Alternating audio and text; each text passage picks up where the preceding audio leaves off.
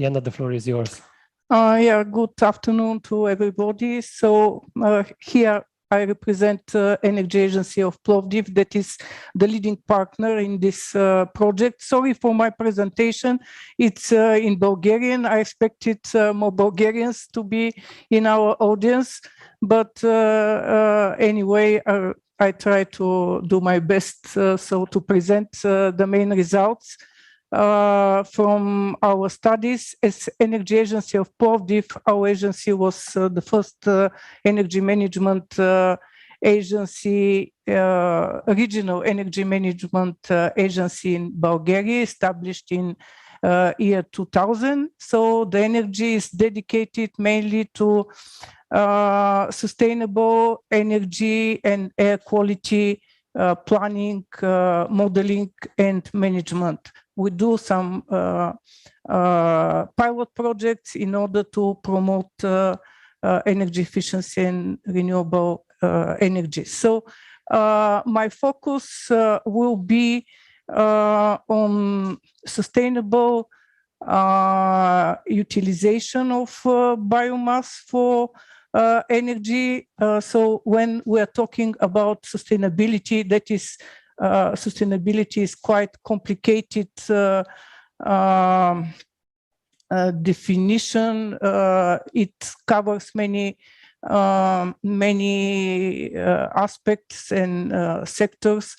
But we should take into account sustainability for entire value chain when we're talking about biomass for energy. So sustainability in harvesting, sustainability in wood processing, sustainability in terms of quality requirements for biofuels, and of course, sustainable utilization of biomass. So all directives, regulations, we should put together in order to have this holistic approach to sustainability in terms of bioenergy.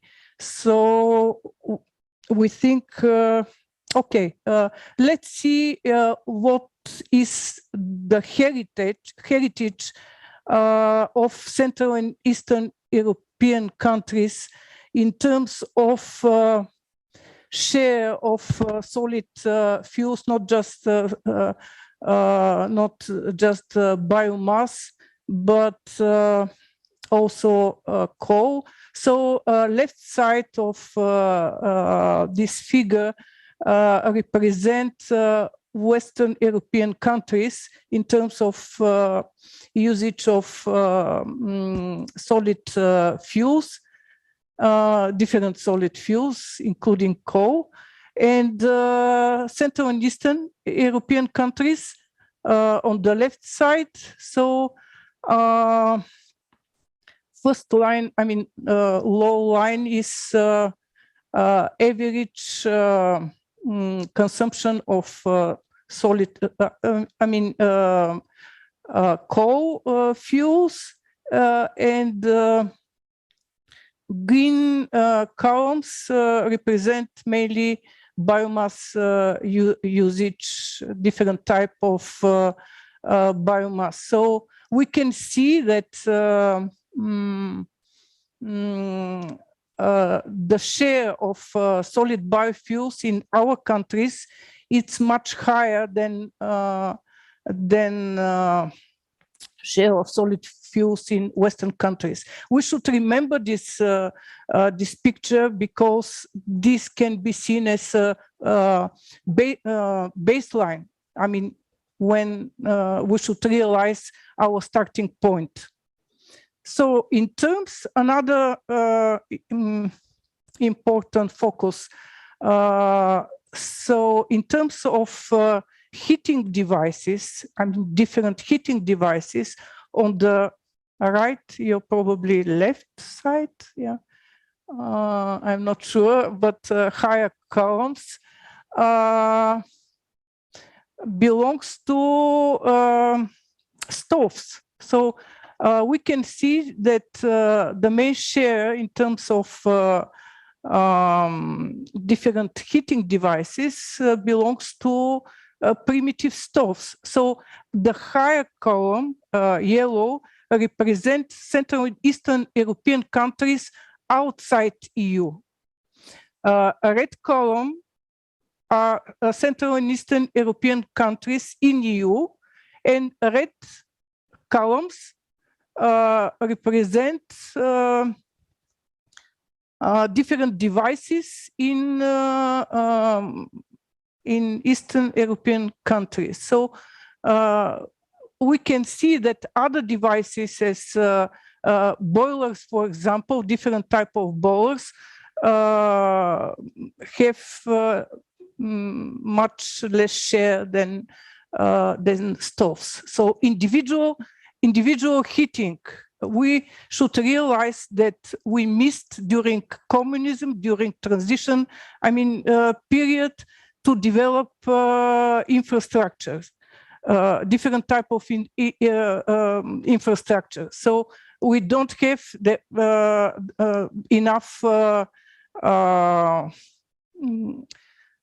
natural grid infrastructures, also heating, district heating infrastructure. So we mainly, we have to realize that individual heating is the most common heating in our countries.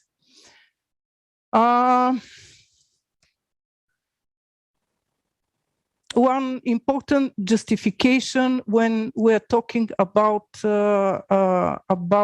sustainable utilization of biomass. Of course, firewood belongs to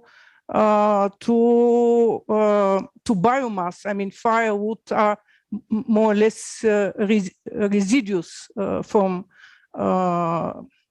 forest harvesting. So this slide is showing how we can manage the moisture. It's important aspect. If we only decrease moisture content from 55%, that is common percentage in wet wood, to let's say to 30%, we can have 75 more energy if the firewood is dry. So the main conclusion is that drying wood we increase the calorific value of the firewood. This is very important because drying at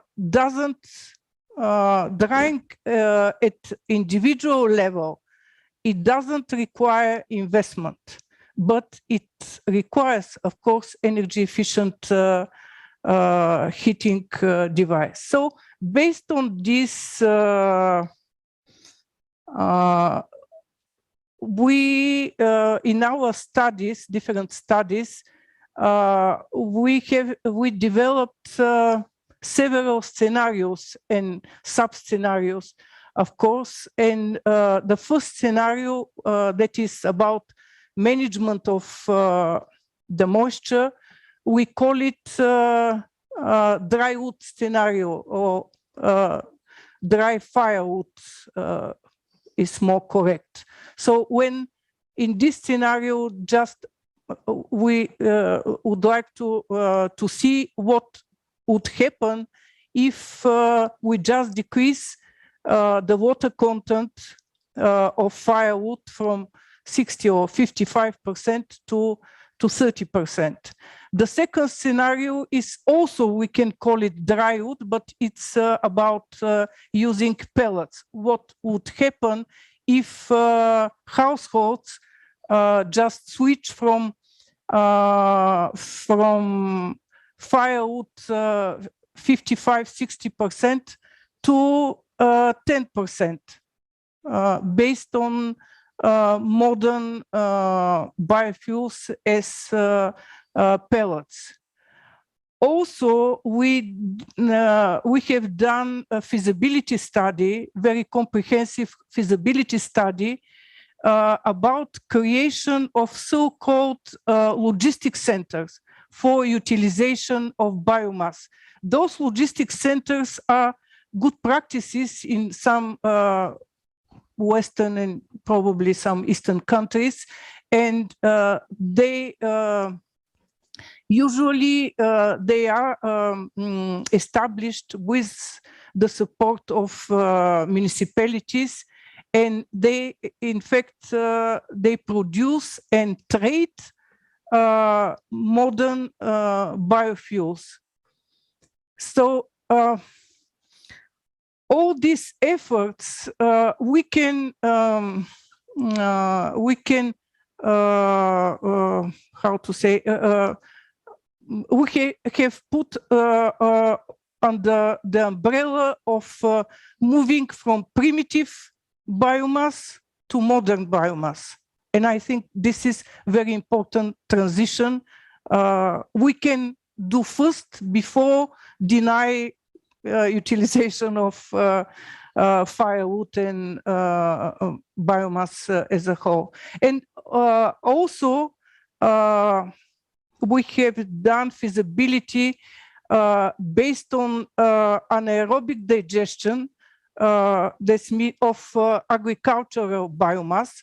That is what will happen if we utilize agricultural biomass, establishing biogas installations that might provide heat and electricity.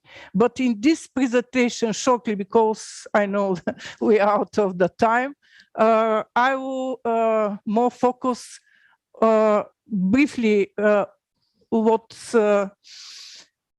would happen in first scenario when we switch from 60 to 30% water content or moisture content. So we assume in this study that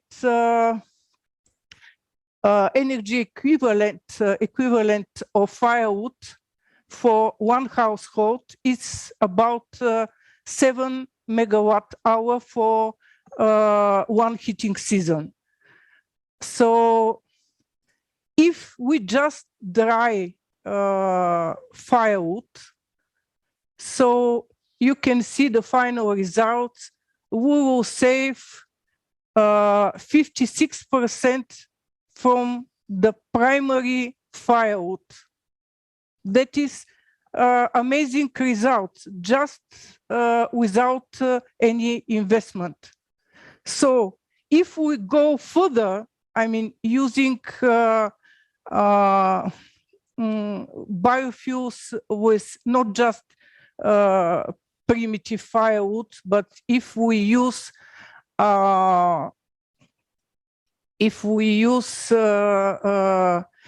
pellets that are less than 10% moisture, so savings will be about 62%. And in terms of, you can see for one small community, that is the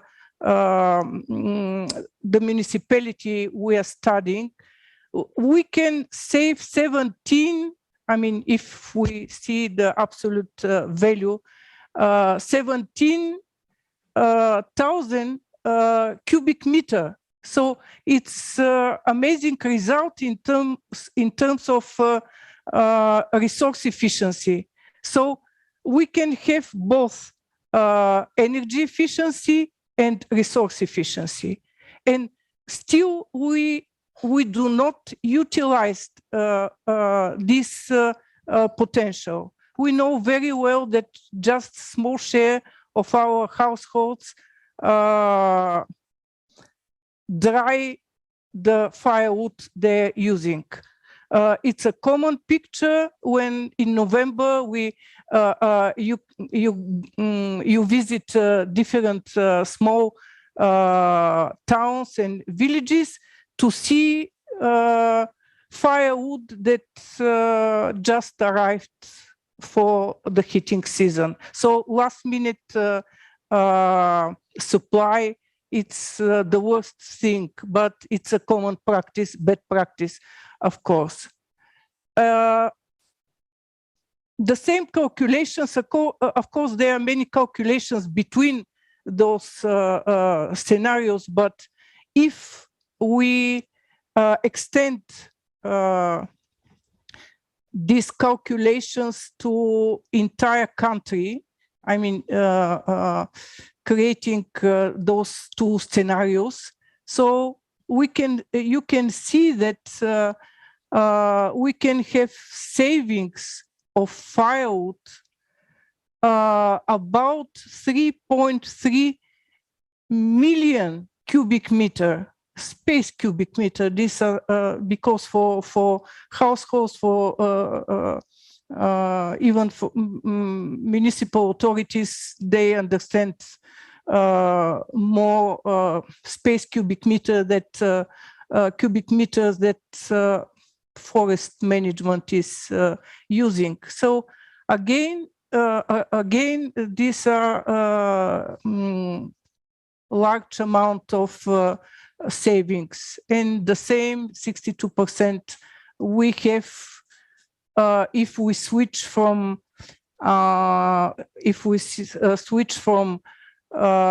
wet firewood to pellets.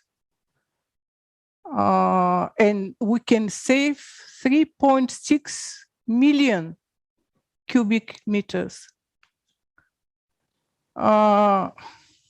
Okay, we don't have time, but just for your information, you probably know that there is eco-design directive, so and two regulations that that are dedicated to the requirements for local heating installations, both, I mean, for different different heating devices. So those regulations are already in force in Bulgaria, but in everywhere. Also, they introduce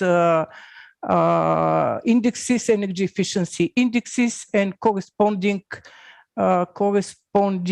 labeling. So just two pictures how to dry firewood, and also chips for producing pellets or for utilizing in some district heating plants.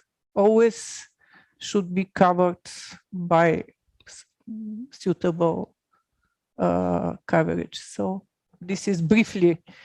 Thank you. Thank you so much, Liyana.